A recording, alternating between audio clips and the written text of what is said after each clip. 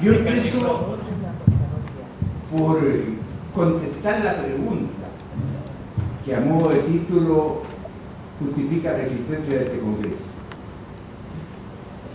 ¿Se necesita una nueva Constitución? Yo respondo categóricamente, sí.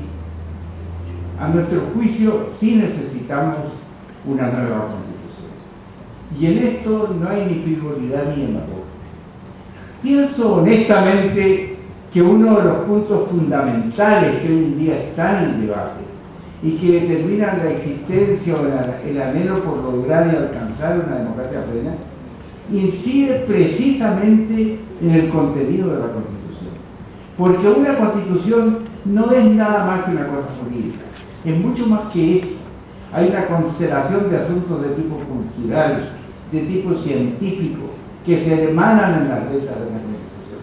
Hay lo que significa el querer expresar el anhelo de un pueblo, y eso se materializa en muchos aspectos que rebasan sin duda lo que es el aspecto eminentemente y exclusivamente jurídico. Y todo eso, si realmente la Constitución quiere materializarlo y expresarlo, es fundamental que se transmite en la concreción específica y que se transforme en la concreción específica de lo que es realmente el anhelo de su pueblo. Y yo me atrevo simplemente a preguntarle a nuestro pueblo si están satisfechos con esta Constitución en la medida en que la palpen, en la medida en que sean capaces de aprender lo que en torno a ella se ha querido decir. No creo que para ustedes la menor duda que no les satisface. Es por ello que aquello de decir si se necesita o no una nueva Constitución es evidente. Y si uno entra más adelante, como lo vamos a hacer, al porqué desde el punto de vista jurídico ello es indispensable, yo creo que vamos a terminar por convencernos sin discusión. Pero yo quisiera hacer una cuestión o formular algo previo. Ya se planteó en la intervención anterior, cuando distinguidos colegas hicieron su relación en torno a cómo entendían esta Constitución, sus prolegómenos y sobre todo sus conceptos. Yo quisiera relatar algo que es fundamental para que entendamos por qué esta Constitución no puede ser en el fondo de nuestro pensamiento ser aceptada. Aun cuando hayamos intervenido mucho en los debates en que nos tocó intervenir para los efectos de obtener su reforma, se justificaba hacerlo porque, como muy bien lo dijo un colega en la intervención anterior, indudablemente que uno puede no estar satisfecho en lo esencial con la Constitución, pero no cabe duda que se ha avanzado, y se ha avanzado en conceptos y uno puede verlo eso, de tal suerte que no es el caso de decir negar absolutamente todo lo que hay. No se trata de eso. Se trata de que realmente se responda acerca de si esta Constitución se justifica o no, y tendremos que llegar a la convicción de que no se justifica. Yo les decía que quería hacer un agregado a lo que te dijera antes, porque me parece necesario recordar que cuando esta Constitución empezara a plantearse antes de 1980, había naturalmente un régimen dictatorial en América Latina, no solo aquí, sino que en Brasil, en Uruguay y en Argentina. Y recuerden ustedes algo que no es una mera coincidencia. En todas estas constituciones se hablaba de las actas constitucionales o de las actas políticas, pero fundamentalmente de las actas institucionales o de las actas constitucionales. ¿El porqué de esta coincidencia? El porqué de esta coincidencia que en 4 regímenes evidentemente autoritarios, si generosamente queremos llamarlos nada más que así, se hablaba de ellas, porque el origen de ellas era común. Y el origen de ellas tiene un sentido definidamente y claramente fascista. Estas actas constitucionales nacieron y fueron las herederas directas del régimen de Vichy. Y del régimen de Vichy que en Francia durante la Segunda Guerra, y dolorosamente tenemos que recordarlo así, porque aquel héroe de verdad de la Primera Guerra se transforma después el dirigente del sistema fascista de Francia. ¿Y qué hace? Por intermedio de sus gobernantes, de colaboración con él y de sus ministros, entre otros de Laval, aprueban las actas constitucionales para el régimen de Vichy.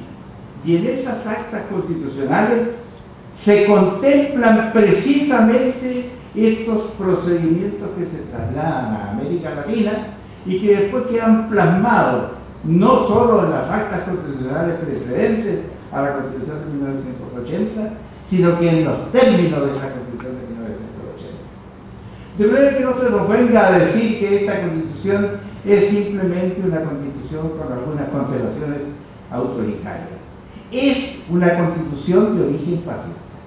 Y esa Constitución de origen fascista está plasmada en una serie de cosas, entre otras en el exceso de autoritarismo presidencial. Y créanme ustedes, distinguidos colegas, que yo no rechacé absolutamente, sobre todo en el pasado, cuando en la Constitución del 33 se plantea y después se restablece en la Constitución del 25 un sistema presidencial, que de algunas maneras ese sistema presidencial democrático pudo defender una serie de institucionalidades en Chile.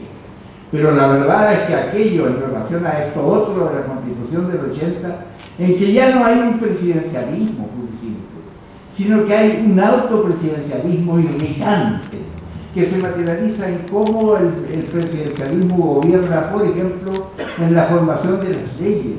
Si prácticamente hoy día el presidente de la República regula la formación de la ley y la determinación del contenido de las leyes en un 80% de la realidad de nuestro país. La verdad es que esto es absurdo. De manera pues que estamos en presencia de un régimen con una generación de tipo fascistoide que no la podemos aceptar. Ustedes me dirán, ¿y por qué la defendieron? Porque era fundamental tratar de ir defendiéndola gradualmente, y como dijo un colega, a esta Constitución del 80 se le han hecho 100 y tantas modificaciones. La verdad es que de los 129 artículos que actualmente tiene, 123 han sido modificados en grandes partes en sus modificaciones, esencialmente la de 1989 y la de 2005. Pero subsisten una serie de cosas. Subsisten una serie de cosas fundamentales. El sistema de la elección nominal no fue modificado. El sistema de una cantidad de cosas que podríamos estar mencionando. Pero yo quiero referirme a dos o tres que son esenciales y que crean o son la consecuencia directa de cómo esta Constitución en su letra y en su contenido actual es irritantemente inaceptable. Me refiero al aspecto económico y me refiero a lo que se ha denominado la economía de mercado. La economía de mercado como sistema llamado ahora neoliberal, y cómo este sistema neoliberal deplorablemente se ha materializado, y esto hay que lamentarlo, en la mente de algunos de nuestros compañeros de trabajo en la concertación. Cuesta comprenderlo, pero yo se los he dicho así. Pero realmente eso es incomprensible, pero a veces irritante. De verdad que yo comprendo cabalmente a los que critican aquello, pero señalemos la realidad. Decimos que el régimen de economía de mercado, en la forma como se ha realizado, establecido en Chile, es absolutamente inaceptable en los términos de egoísmo en que está planteado. Y piensen ustedes en eso a través de todas las manifestaciones que se realizan en la Constitución de 1980 en su letra. Fíjense ustedes, estimados amigos, que durante la discusión de esta Constitución en el Congreso, allá por el año ya 2004, planteamos por los senadores Ávila y Parra la necesidad de que se modificara el artículo 4 de la Constitución. ¿Y qué dice el artículo 4? Que no fue modificado porque no se nos aceptó nuestra planteamiento. Chile es una república democrática, nada más. Y nosotros dijimos, reemplacémoslo por uno muy sencillamente. Chile es un Estado social y democrático de derecho. Se rige por los principios de libertad, igualdad y solidaridad. Y esta disposición, que la justificamos ampliamente en la necesidad de que el Estado social, reconocido en la mayor parte de las constituciones europeas, en la alemana, en